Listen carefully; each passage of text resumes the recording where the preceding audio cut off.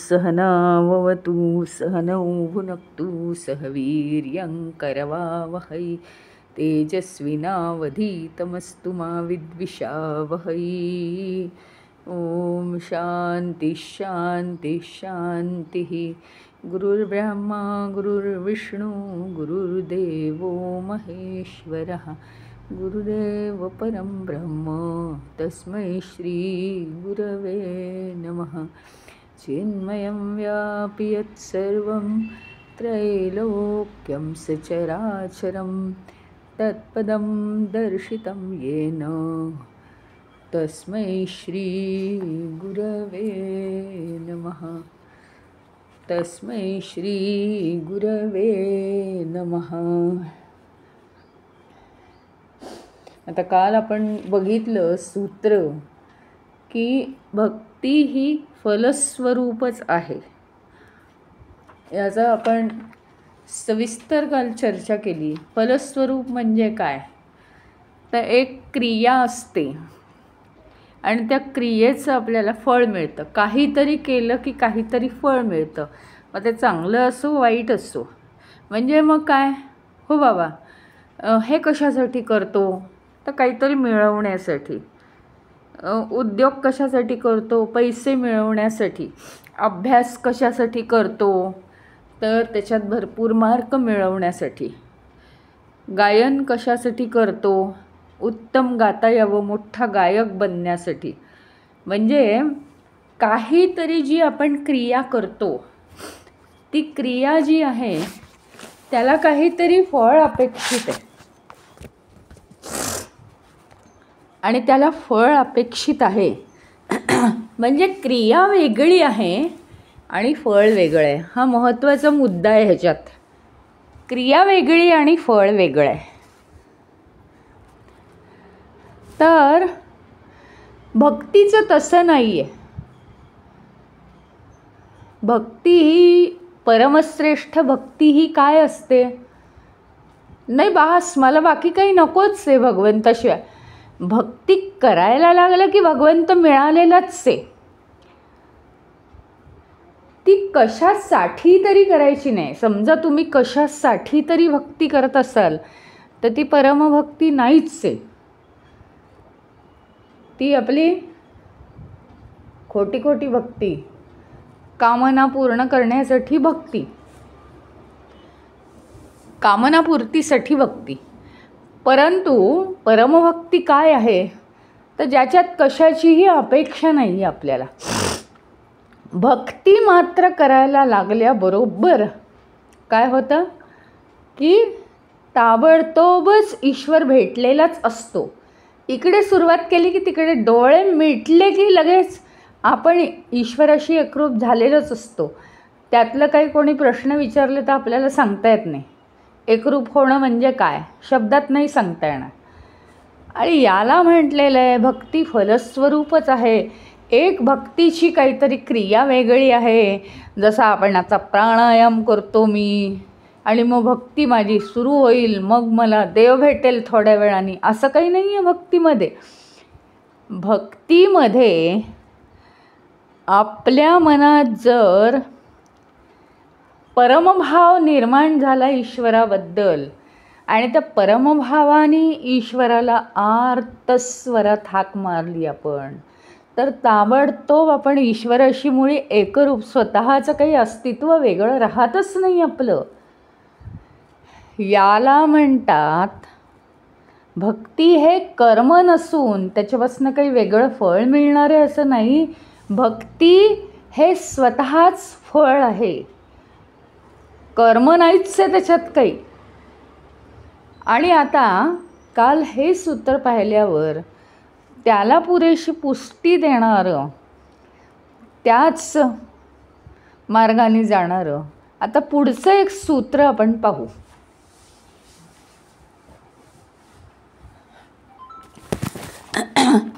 पुढच्या सूत्रामध्ये ते काय म्हणतात, ईश्वरस्य अपि अभिमानद्वेषित्वात् दैन्यप्रियत्वाच्च. म्हणजे काय,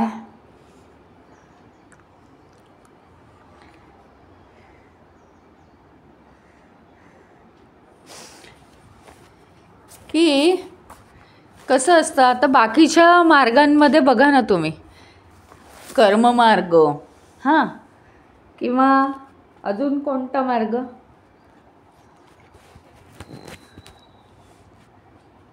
कर्ममार्ग आहे, ज्ञानमार्ग आहे हां.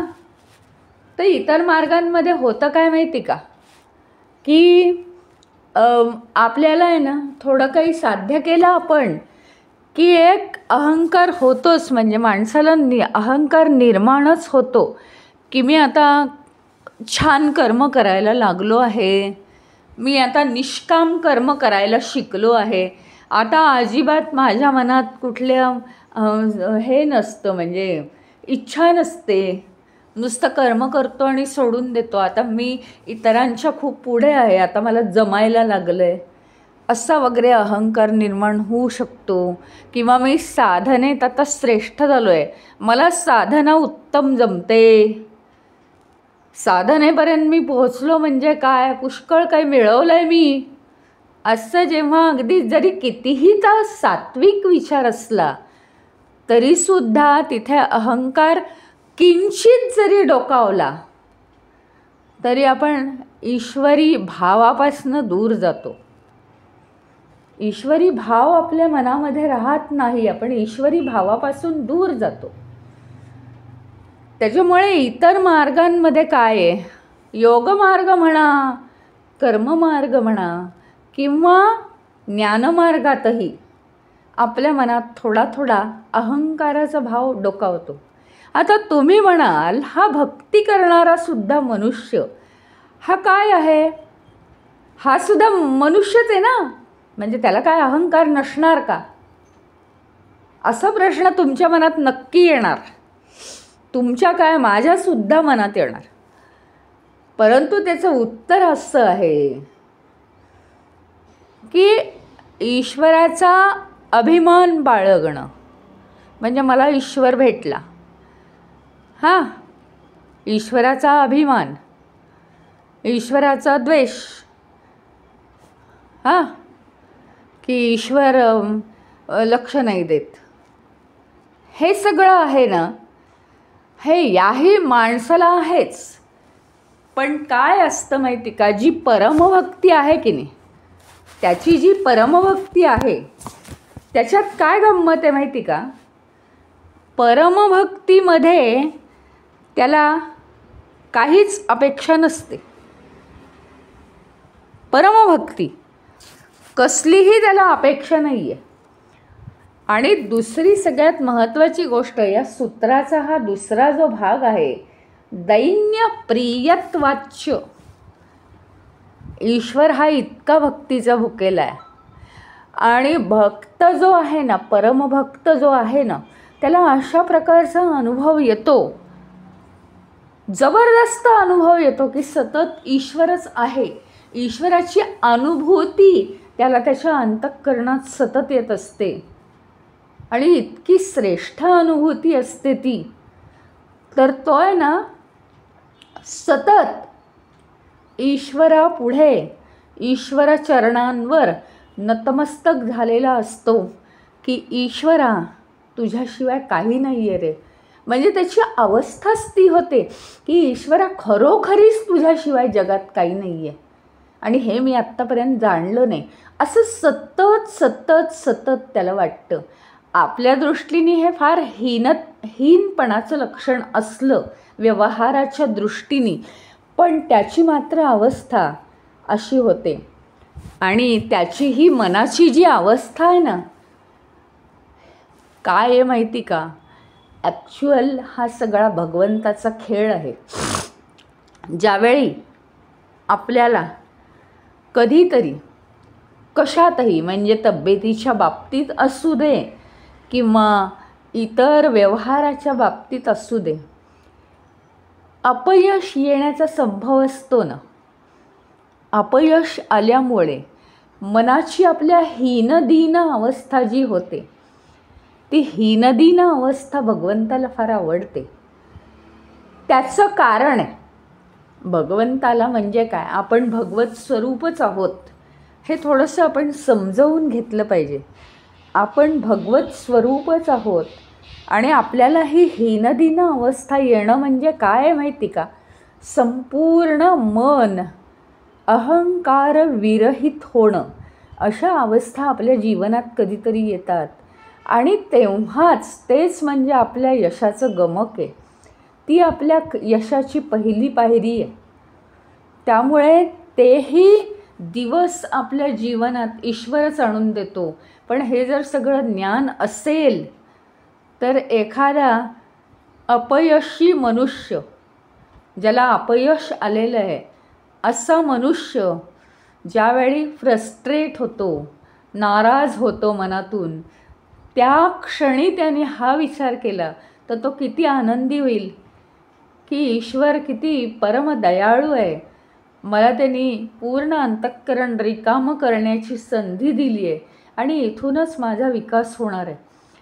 तर हे मी आता एवढ्यासाठी सांगितलं की या सूत्रामध्ये आहे ते दैन्य प्रियत्वाच्य, म्हणजे माणसाच्या मनाला, दैन्य म्हणजे मनाची उभारी घालवणारं दैन्य नव्हे, तर ईश्वराविषयीची दीनता, ईश्वराविषयीची हीनता, म्हणजे स्वतःला अगदी सेवक समजून, नाही परमेश्वरा, मला सतत अशी अनुभूती येते की तू सर्व करता आहेस, तू संपूर्ण विश्वाचा करता आहेस, तुझ्याशिवाय काहीही इथलं पानसुद्धा हलत नाही आणि खरोखरी तुझी माझ्यावर खूप कृपा आहे, मी आता हे उपकार कसे फेडू, अशी सारखी एक मनाची अवस्था असते. इतका तो परम अनुभव अतिशय मनाला अगदी दिलासा देणारा असतो.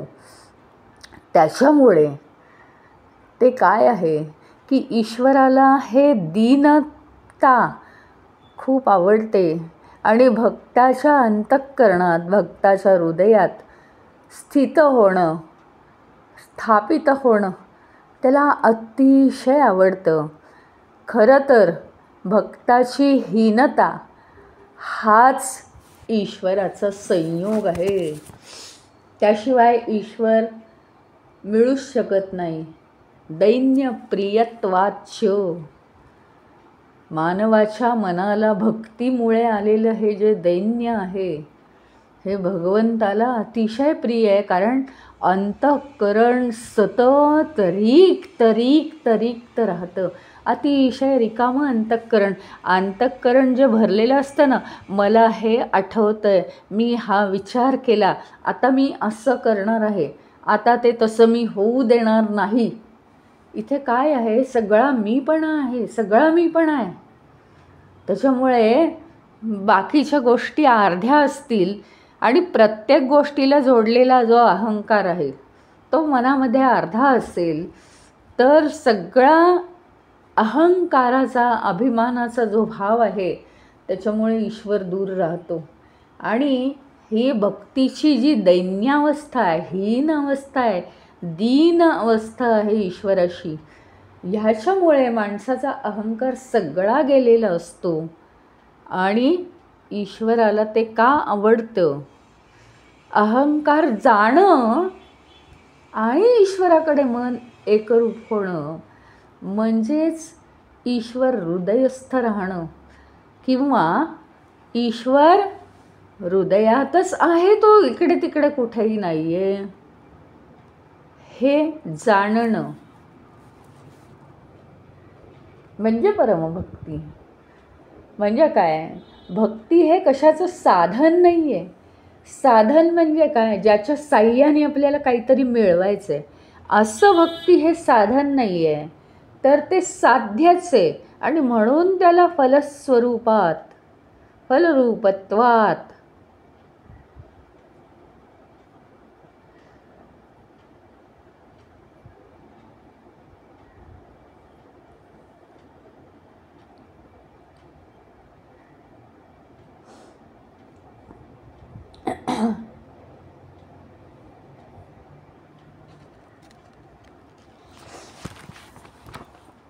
त्याच्यामुळे भक्तीसाठी मनाची दीनता आवश्यक आहे. आणि ती दीनता म्हणजे काय? तर काय ईश्वराच्या खूप पाया पडणं किंवा कमीपणा असं वगैरे काही नाही आहे ते. तर दीनता ह्याचा अर्थ, परमेश्वरा तुझी कृपा सतत माझ्यावर राहू दे, तुझ्या स्मरणाशिवाय मी 2 मिनिटसुद्धा राहू शकत नाही. ईश्वरा मला कधी तुझं विस्मरण होऊ देऊ नको. अशी सारखी त्याला हाक मारत राहणं, ही आहे मनाची दीनता. म्हणजे व्यवहाराच्या भाषेत दीनता कोणचीच नाही आहे. काहीतरी मला घबाड मिळवायचं आहे आणि कृपा करून तू माझं घबाड हे कधीही हिरावून घेऊ नकोस, अशी काही दीनता नाही आहे तिथे. दीनता ही अभिमानाव्यतिरिक्त, अभिमानाशिवाय दीनता आहे.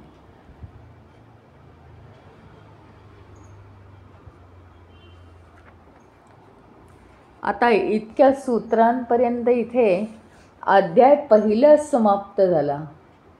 अध्याय दुसऱ्याचा विभाग 1 संपला. आता अध्याय दुसऱ्याचा विभाग 2 आहे. या विभागांमध्ये 4-5 सूत्रांमध्ये त्यांनी काय सांगितलं आहे? पराभक्ती जी आहे त्याची स्तुती केली आहे. पण ती स्तुती कशा प्रकारे? एका ठराविक प्रकारे आहे पराभक्तीची स्तुती. म्हणजे काय? तर भक्ती अपार आहे हे मान्य आहे, पण सततची आपल्याला भीती आहे की नाही, की ही भक्ती, हे स्मरण ईश्वराचं कायम राहिलं पाहिजे, हे ईश्वराचं स्मरण कायम राहिलं पाहिजे. ही भीती का आहे माहिती का? शेवटपर्यंत आपल्याला देह आहे. भक्ती आपण कुठे अनुभवतो? भक्ती आपण देहामध्ये अनुभवतो ना. तर भक्ती ही देहामध्ये अनुभवतो, देहाशिवाय भक्ती अनुभवू शकत नाही. आता गंमत अशी आहे, गडबड अशी आहे की देह आहे त्यामुळे आहेच ना काहीतरी तर गरजा आहेत की नाही.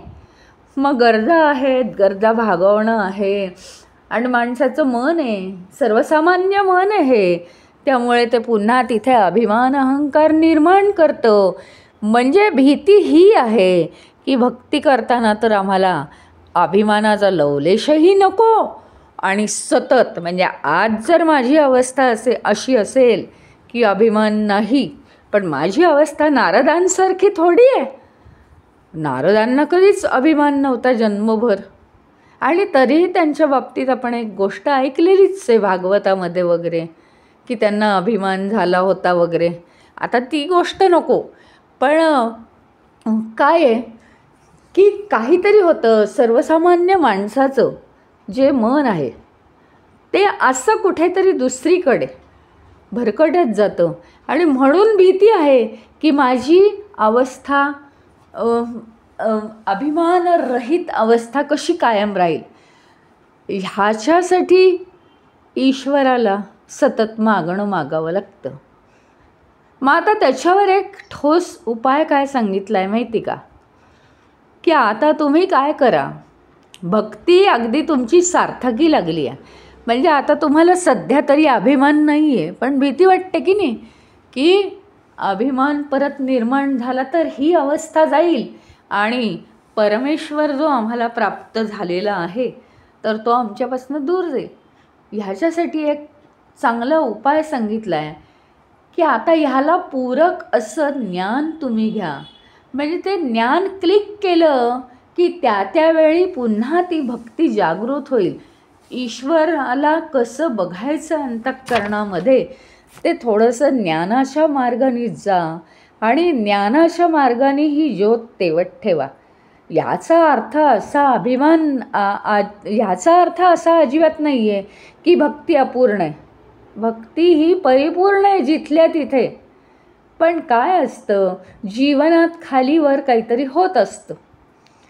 मग कधीतरी काहीतरी होऊन माणसाला कधी फ्रस्ट्रेशन आलं तर त्याची भक्ती कधीतरी त्या प्रॉब्लेम कसा सोडवायचा याच्यामध्ये मग्न होऊन भक्ती कमी होऊ शकते.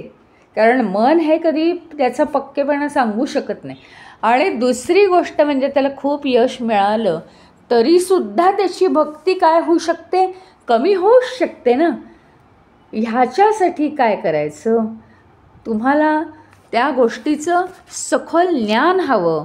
म्हणून ज्ञानाच्या मार्गाने तुम्ही जा, ज्ञानाच्या मार्गाने तुम्ही जा आणि ज्ञान प्राप्त करा.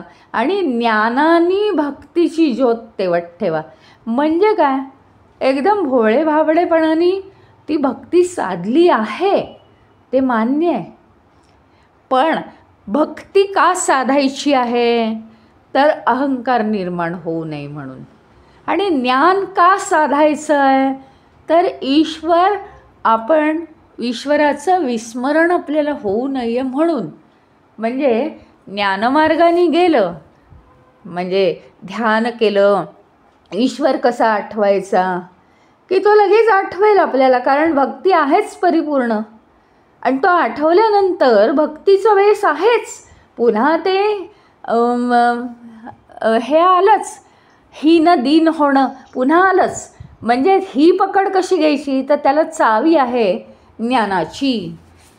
ज्ञानाची ज्योत तेवत ठेवा. म्हणजे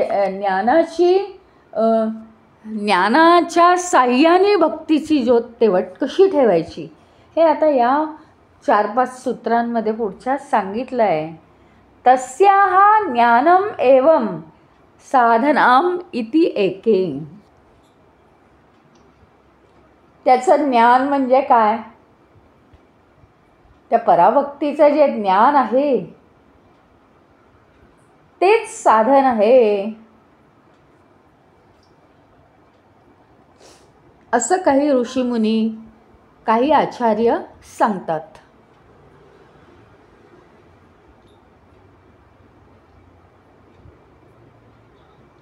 म्हणजे काय आहे की भक्ती ही मिळवली तर मिळते, नाही असं नाही, आत्ताच सांगितल्याप्रमाणे.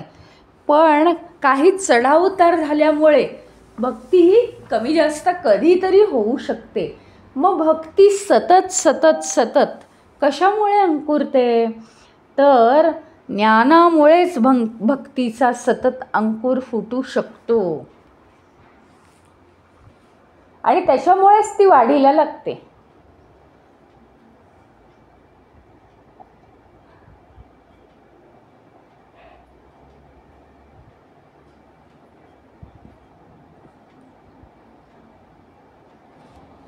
काय आहे माहिती का, आता व्यवहारी जगाचं तुम्ही उदाहरण घ्या. व्यवहारी जगामध्ये सुद्धा एखाद्याला काही विचारलं तो मला नाही बाबा याच्याबद्दल माहिती, दुसरं काही विचारलं नाही मला काही कल्पना नाही, मग त्याच्याजवळ एक जाईल का कोणी. पण तेच हो यांना सगळं माहिती असतं, याचं विचारा त्याचं विचारा. अजून दुसऱ्याला काय, दुसऱ्याला मोबाईलबद्दल माहिती असतं, तिसऱ्याला सगळं कॉम्प्युटरबद्दल माहिती असतं. म्हणजे त्यांना विचारा. एखाद्याला रेसिपीजबद्दल माहिती असतं. म्हणजे काय आहे हे उदाहरणं काय आहेत माहिती का, की एखाद्याला जिथे ज्याला कसलं ज्ञान असेल तर तिथे आपलं प्रेम वाढत जातं की नाही आता या व्यक्तीकडे जायला पाहिजे बरं का, हे विचारायचं आहे आपल्याला. याला हे सगळं ज्ञान असतं, त्याला ते सगळं कळतं. म्हणजे इथे प्रेम वृद्धिंगत होत जातं. त्यामुळे ज्ञानाला महत्त्व व्यवहारात सुद्धा आहेच की नाही. मग जिथे ज्ञान असतं तिथे जसं प्रेम वाढीला लागतं, तसंच जिथे ज्ञान आहे तिथे भक्ती अंकुरते. म्हणजे नुसत्या अंधश्रद्धेने जी भक्ती निर्माण होते ती कमी जास्त होऊ शकते, असं त्यांचं म्हणणं आहे.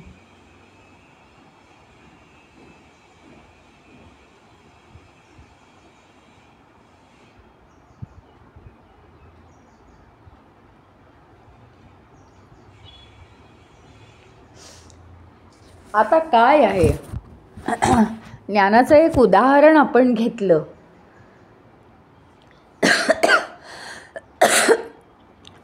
आपली भक्ती खूप जास्त झाली. मंदिरात उभं राहिलं की डोळ्यातनं पाणी गळायलाच लागतं मुळी. इतकी भक्ती झाली, मन शुद्ध झालं. तरीसुद्धा काय होतं माहिती का? तरीही काय होतं, आपण शांत राहतो, नाही असं नाही, पण आपल्याला अजून मनुष्याच्या जागी ईश्वर मात्र दिसत नाही. ही आधीची भक्ती आहे बरं का. भक्ती खूप आहे. ईश्वराचं नुसतं नाव घेतलं तरीसुद्धा डोळ्यातनं पाणी वाहतं. मंदिरात डोकं टेकवलं तरी भावविभोर होऊ शकतो. परंतु एखादा शत्रू समोर आला तर मनात वाईट विचार यायला सुरुवात होते त्याच्याबद्दल. ही जी अवस्था आहे आपली, तर तिथे आपल्याला जर ज्ञान जर झालं की हा सगळा ईश्वराचा खेळ आहे. म्हणजे भक्ती ही वाढीला कशी लागते हे या विभागात चाललं आहे. आत्ता आपण परमभक्ती पराभक्तीबद्दल बोलत नाही आहोत.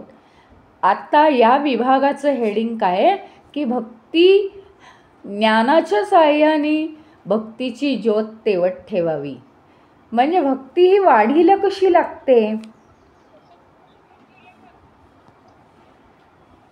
तर आपल्याला ज्ञान झालं पाहिजे. ठराविक गोष्टींचं ज्ञान होणं, किंवा काय कशात तरी आपण मागे पडलो, काहीतरी कॉम्पिटिशन झाली, काहीतरी असं झालं, आपल्याला मिळालं नाही, तर लगेच आपलं मन दूषित होतं की आपल्यालाच नाही. आता भक्ती जरी ईश्वराची असली तरी या गोष्टी होऊ शकतात. मग आपल्याला जर या 4-2 गोष्टींचं ज्ञान असलं, स्पर्धा या जगात नाहीच आहे, माझीच माझ्याशी स्पर्धा. म्हणजे या विश्वामध्ये जन्माला येऊन मला कालच्यापेक्षा आजचा दिवस हा प्रगतीचा काढायचा आहे. नुसतं गादागेद्यांवर लोळत आरामात नाही काढायचा आहे. आजच्यापेक्षा उद्याचा दिवस प्रगतीचा काढायचा आहे. कालपेक्षा मी आज वेगळं काय केलेलं आहे. माझीच माझ्याशी स्पर्धा आहे, दुसऱ्याशी स्पर्धा करण्याचं कारण नाही. प्रत्येकाचा मार्ग वेगळा आहे. कुणाला काय जमतं, कुणाला काय जमतं. माझं सगळं आयुष्य दुसऱ्यांसारखं सेम नाही आहे. माझे लेसन्स वेगळे आहेत. हे जर मला ज्ञानाच्या साह्याने कळलं, त्याचप्रमाणे मला जर असं कळलं की या विश्वामध्ये शत्रू म्हणूनही तोच निर्माण करतो, माझ्याकडून त्याला काहीतरी अपेक्षा आहे म्हणून तो माझ्याभोवती शत्रू निर्माण करतो, आणि मित्रही तोच माझ्याभोवती निर्माण करतो. ही जर एक समज आली, म्हणजे ही एक छोटी छोटी उदाहरणं आहेत की ज्ञान जर असेल, आपल्याला ज्ञान जर प्राप्त झालं, ज्ञानाच्या 4 गोष्टी समजल्या, तर भक्ती दृढ राहायला लागते.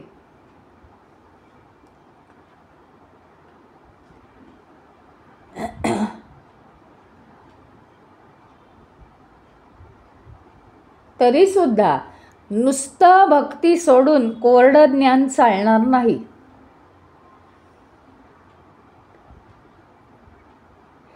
ईश्वरावर इकडे प्रेम पाहिजे आणि तिकडे ज्ञानही आपल्याला झालं पाहिजे. या दोन्ही गोष्टी एकसाथ झाल्या पाहिजेत.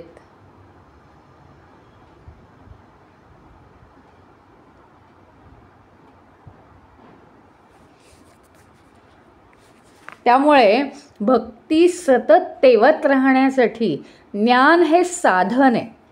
ज्ञान हे साधन आहे म्हणजे काय आहे? ज्ञान हे मदत करणारी गोष्ट आहे. भक्ती सतत आपल्या हृदयामध्ये तेवत राहण्यासाठी. आणि काय आहे माहिती का, तुम्हाला माहिती आहे ना, गावाकडचे लोक असतात, त्यांची भक्ती असते, पण तरी त्यांची जी कीर्तनं वगैरे असतात, वारकरी कीर्तनं, सहसा शहरी लोकांना कितपत आवडतात मला माहिती नाही. सगळा जो गोंधळ असतो त्यांच्या, सगळेजण मिळून ते गातात. तर त्यातलं जर मर्म कळलं तर ठीक आहे, पण तिथे मात्र ज्ञानाचा भाग कमी असतो आणि भक्तीचा भाग जास्त असतो.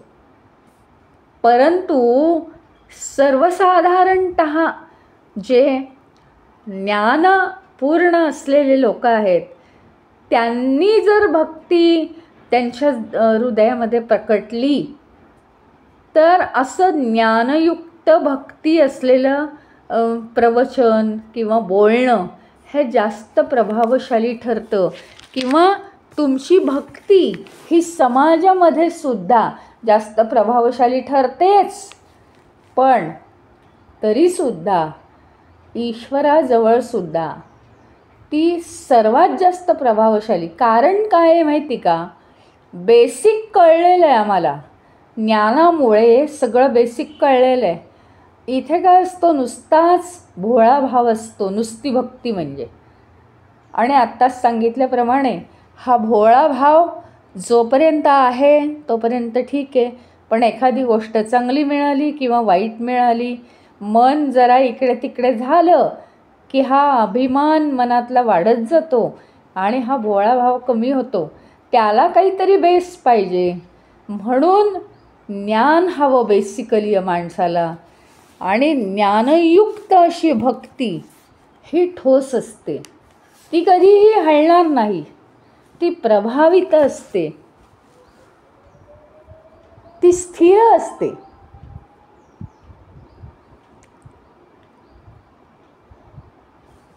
आणि भगवान श्रीकृष्णांनी काय म्हटलेलं आहे? सगळ्या भक्तांमध्ये ज्ञानी भक्त मला अतिशय प्रिय आहे. म्हणजे ज्याला ज्ञान आहे आणि मग तो भक्ती करतोय, ज्ञानसहित भक्ती करतोय.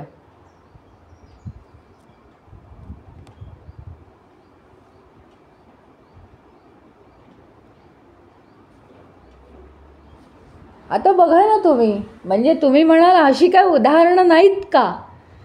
आहेत ना अशी उदाहरणं, फार अपवादात्मक आहे. आता ध्रुवाला काही ज्ञान होतं का मला सांगा तुम्ही? छोटा होता ना तो, आठवत आहे का? पण त्या वयात तो गेला, भगवंताला त्यांनी गाठलं. किती निरागस बालक होता तो, आणि त्यांनी वनामध्ये जाऊन तप केलं आणि अढळ पद मिळवलं. पण ही गोष्ट खूप वेगळी आहे. असे किती ध्रुव निर्माण झालेत. हां, शबरी आहे, शबरी वनामध्येच राहिली. हां, मेंढपाळांच्या जमातीतली होती ती, आणि ती वनामध्ये राहून मतंग ऋषींच्या आश्रमात राहून तिने त्यांच्या आश्रमाची त्यांची सेवा केली. ज्ञानाचा लवलेशही नव्हता. अशा किती शबरी झाल्यात आजपर्यंत ते सांगा, नाही का? अशा भक्तांची सुद्धा उदाहरणं आहेतच, परंतु ते अपवादात्मक आहे. तेवढी ती झालेली नाहीत इतके लोक. पण बहुसंख्य लोकांचं काय आहे? जास्तीत जास्त लोक काय करू शकतात ह्याच्यासाठी हे सूत्र दिलेलं आहे.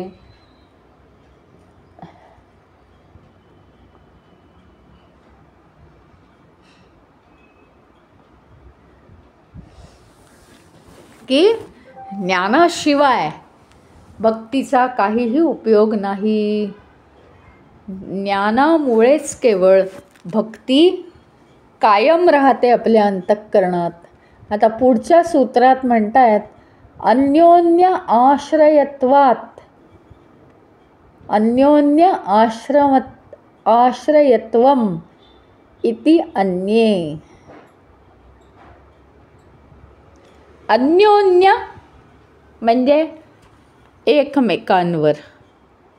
भक्तीवर ज्ञान अवलंबून आहे, ज्ञानावर भक्ती. मागच्या सूत्राचा संदर्भ घेतलाय म्हणून. आणि सूत्रांमध्ये काय असतं माहिती का? अतिशय कमी शब्दात बोललेलं असतं, त्याच्यामुळे आपण तो संदर्भ लावायचा.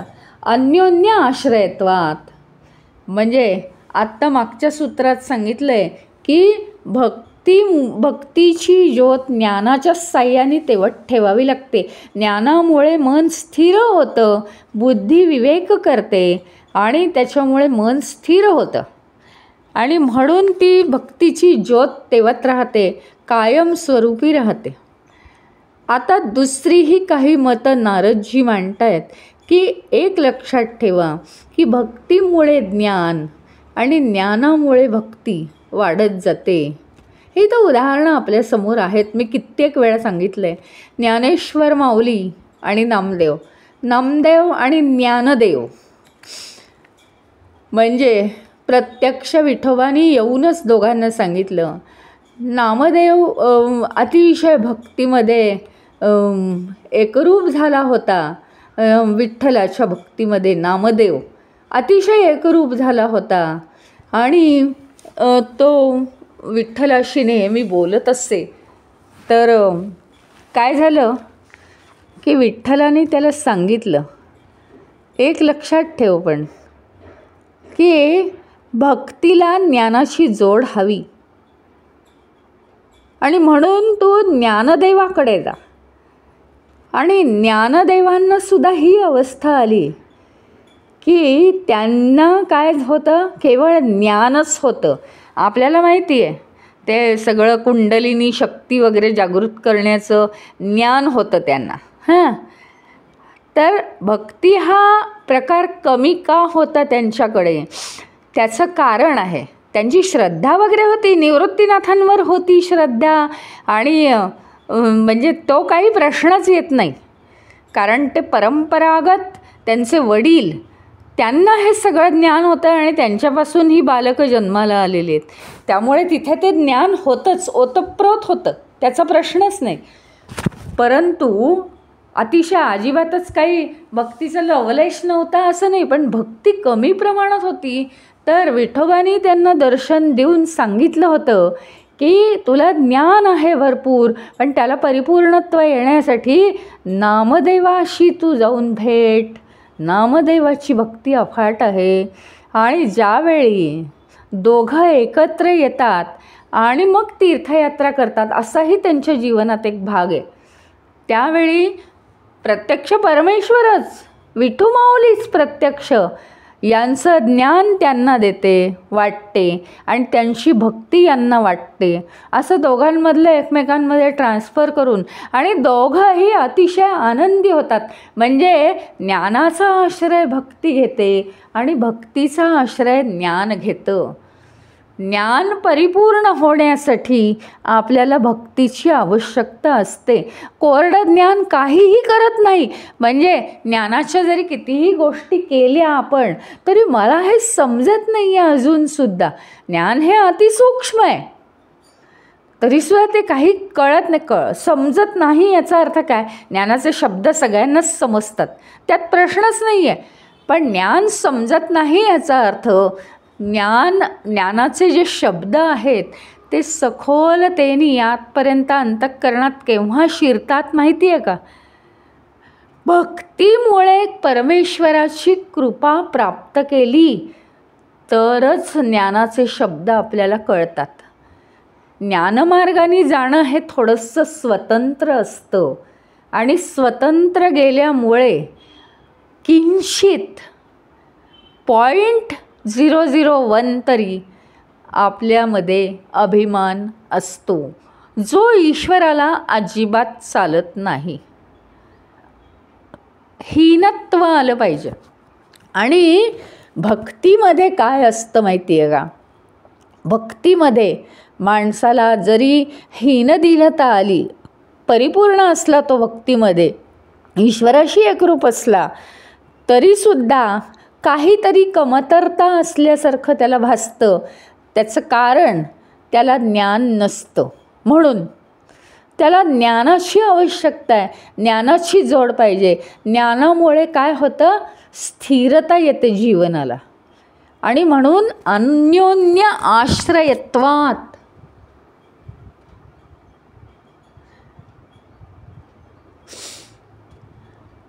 प्रत्येक गोष्ट ज्ञानाला भक्ती प्रेरक ठरते आणि भक्तीला ज्ञान प्रेरक ठरतं. एकमेकांशी ते प्रेरणा सतत वाढवत राहतं.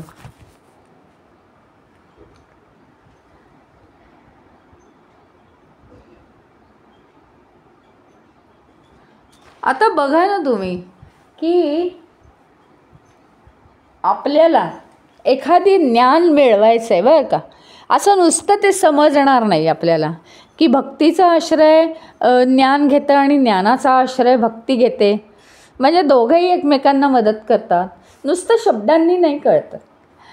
आपल्याला एखादी गोष्ट साध्य करायची आहे, काही पण एक मिळवायचं आहे.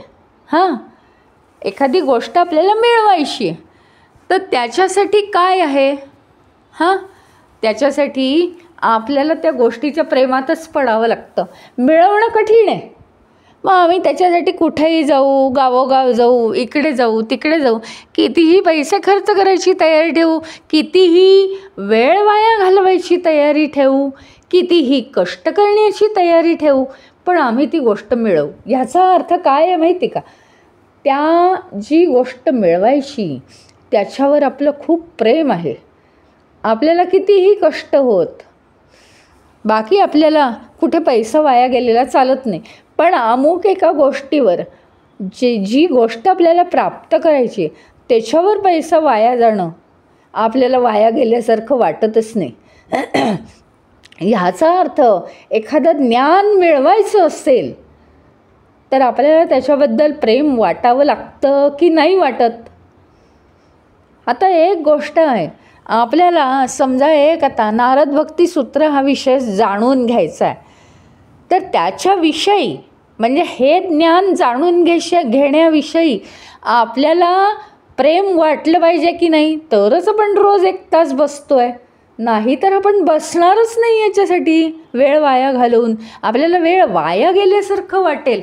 म्हणजे ज्ञान जर मिळवायचं असेल तर त्या ज्ञानाच्या प्राप्त करण्याबद्दल आपण प्रेमात पडलं पाहिजे त्याच्या, म्हणजेच भक्ती असली पाहिजे की नाही. हे एक अगदी व्यावहारिक उदाहरण आहे. म्हणजेच सत्याबद्दल आपल्याला जर ज्ञान मिळवायचं असेल तर आपण भक्ती केली पाहिजे. ईश्वराशी एकरूप झालो तर ज्या ईश्वराच्या आपण प्रेमात पडलो आहे त्याची अधिकाधिक माहिती मिळवूया त्या सत्याची, असं आपल्याला प्रेरणा निर्माण होईल. आणि ज्ञानामध्ये जसजसं अधिकाधिक आपण सखोल जाऊ तसतसं जितकं ज्ञान मिळेल तितकं त्या गोष्टीवरचं प्रेम आपलं अजून वाढेल. त्याच्यामुळे ज्ञान आणि भक्ती हे दोघंही एकमेकांचा आश्रय करून राहतात.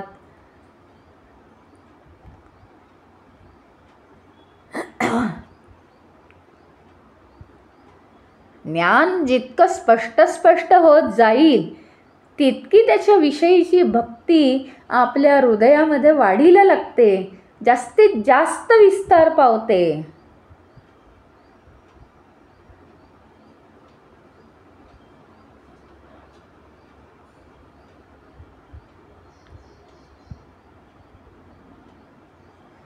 म्हणजे काय आहे माहिती का? अहो हे तर राहूच दे, पुढे जाऊन भक्ती आणि ज्ञान एकाच वेळी हृदयात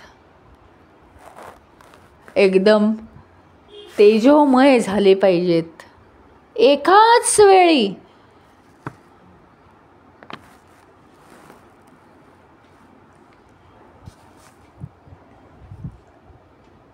कारण काय?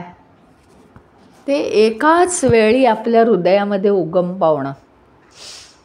भक्ती आत्तापर्यंत आपण जे ज्ञान घेतलं परमेश्वराचं, असं म्हणजे सत्य आहे, निर्गुण म्हणजे सत्य आहे, निराकार म्हणजे सत्य आहे. सगुण साकार पाहिलं तरीसुद्धा त्याच्यात जे निर्गुण असतं तेच सत्य असतं ना. काय शिवजींचं स्वरूप पाहून शिवजी काय एक मनुष्य आहे म्हणून आपण प्रेम करतोय त्यांच्यावर, असं आहे का? नाही. शिवजी ही एक शक्ती आहे. म्हणजे शेवटी डोळे मिटल्यावर जे आपण पाया पडतो ना ते कशाच्या पाया पडतो? निर्गुण निराकाराच्या. हे जे निर्गुण निराकाराचं हृदयामध्ये आपले ज्ञान होतं ना, हे ज्ञान आणि ईश्वराविषयीची भक्ती एकाच वेळी उगम पावले पाहिजेत. आणि त्याच्याही पुढची स्टेज म्हणजे काय की अहो, भक्ती आणि ज्ञान हे काही वेगळे आहेत का? ईश्वराचं, कोणत्याही ईश्वराचं नाव तुम्ही घ्या, त्यावेळी आपल्याला ज्ञान कशाचं होतं आहे? निर्गुणाचं ना. आणि निर्गुणाचीच भक्ती आपल्या हृदयातनं स्फुरायला लागते त्यावेळी.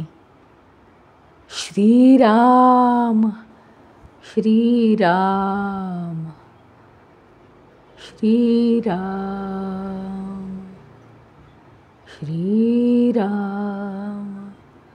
श्रीराम जरी नुसतं म्हटलं तुम्ही तरीसुद्धा काय आहे तिथे? काय श्रीरामांचा काही चेहरा बिहरा आहे तो डोळ्यासमोर? नाही, निर्गुण निराकाराची शक्ती मनामध्ये स्फुरण पावते आणि त्याच्याविषयी एकदम भक्तीचा भाव निर्माण होतो. म्हणजे भक्ती आणि प्रेम हे काय वेगळे आहेत का? भक्ती आणि प्रेम हे दोन्ही एकच आहेत. पण ते कोणत्या अवस्थेला?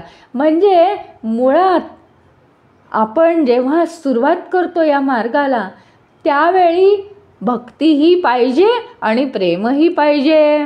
असे हे दोन गोष्टी तुमच्याकडे आहेत का? तुमच्या दप्तरात, तुमच्या बॅगेत? असं विचारतात. अरे नाही, भक्ती काय आणि प्रेम काय एकच आहे. गरजच नाही आहे कशाची. म्हणजे सुरुवातीला जेव्हा आपल्याला समज नसतो तेव्हा भक्ती पण पाहिजे आणि ज्ञान पण पाहिजे. कारण ढोबळमानाने जी भक्ती असते ती कमी जास्त होण्याचा संभव असतो. ढोबळमानाने जे ज्ञान मिळालं असतं अजून त्याची अनुभूती नाही, ते अहंकाराने पुन्हा कमी होण्याचा संभव असतो. मग ज्ञान हे भक्तीमुळे वाढीला लागतं, भक्ती ही ज्ञानामुळे वाढीला लागते. आणि त्याच्यामुळे शेवटी आपल्या लक्षात असं येतं की ईश्वराविषयी जर आपण भक्तिभाव ठेवला आणि ईश्वराला आर्त स्वरात हाक मारून बघा तुम्ही काय भाव येतो. आपण कोणत्याही स्वरूपाचं पूजन करत नाही. श्रीकृष्ण म्हटलं की हां, जरा वेळ एक ठीक आहे, परंतु जरी त्याचं स्वरूप डोळ्यासमोर आलं असलं तरी मनामध्ये एक्झॅक्टली आपण काय करतो?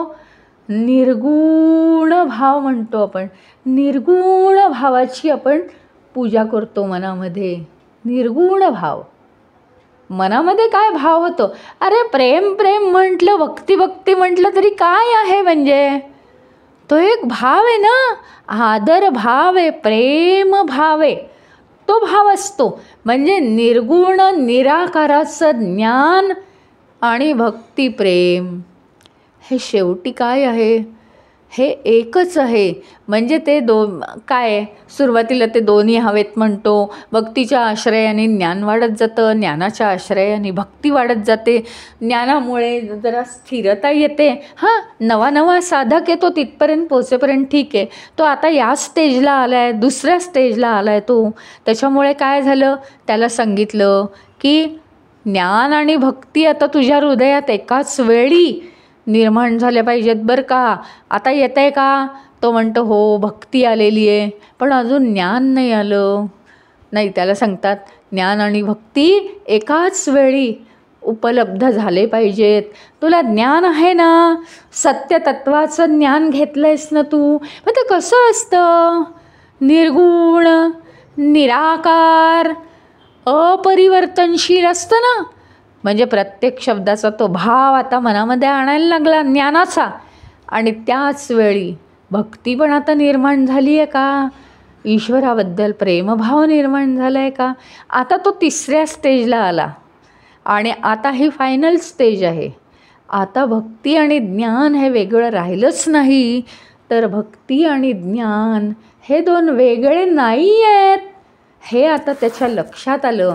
हा आता त्याला अनुभव आला. म्हणजे आपल्याला वाटतं की आता पुष्कळ मन स्वच्छ झालं आहे, आता पुष्कळ आपल्याला जमायला लागलं आहे, ध्यान पुष्कळ जमायला लागलं आहे. पण किती परम अवस्था उच्च आहे ते तुम्हाला कळून येईल. ह्याचं सूक्ष्मत्वात गेलं की ते कळेल. आणि तिथे म्हणजे काय असतो की ज्ञानाची ही जी बुद्धीची स्थिरता आहे ती पण असतेच, पण भक्तीचा आनंद गगनात मावेनासा असतो. आणि तरीसुद्धा त्याचे पाय जमिनीवरच असतात. तो कुठेही उडत नाही, कारण स्थिरता आहे, विवेक आहे त्याच्या ठिकाणी. त्यावेळी त्याला आता हळूहळू इथपर्यंत आल्यावर त्याला परमतत्वाचं पुढे ज्ञान होणार आहे. जिथे ज्ञान आणि भक्ती दोन्ही आहेत. भक्तीचे वेगळी लक्षणं आहेत बघा, की भक्तीची हीन दीनता आहे, हां, काकुळतीला येणं आर्तता ईश्वराबद्दल, हे भक्तीचे गुण आहेत. आणि ज्ञानाचे गुण काय आहेत? तर विवेकबुद्धी, असत विवेकबुद्धी आहे, स्थिरता येते बुद्धीला. त्याच्यामुळे ज्ञानाचे गुण आणि भक्तीचे गुण हे दोन्हीही आवश्यक आहेत परमभक्ती साधण्यासाठी. आणि त्याच्यामुळे परमभक्तीचा मार्ग आता इथून चालू होतो. क्षणोक्षणी जीवनामध्ये पराभक्ती निर्माण होऊ लागते ज्ञानाच्या पुष्टीमुळे. आणि भक्तीची पूर्ती नेहमी ज्ञानातच होते. ज्ञान प्राप्त होतं त्याला ईश्वराचं. ज्ञान जरी असलं तरी ते भक्तीमुळे ते अगदी असं कसं असतं, मधाळ असतं.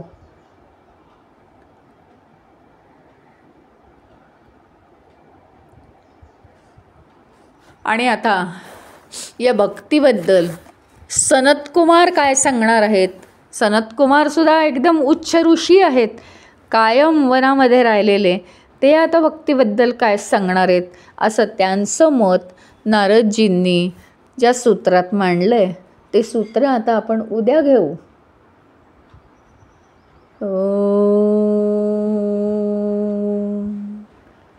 ओम पूर्णमदः पूर्णमिदं पूर्णात् पूर्णमुदच्यते पूर्णस्य पूर्णमादाय पूर्णमेवावशिष्यते. ओम शांति शांति शांतिः. हरि ओम. श्री गुरुभ्यो नमः. हरि ओम.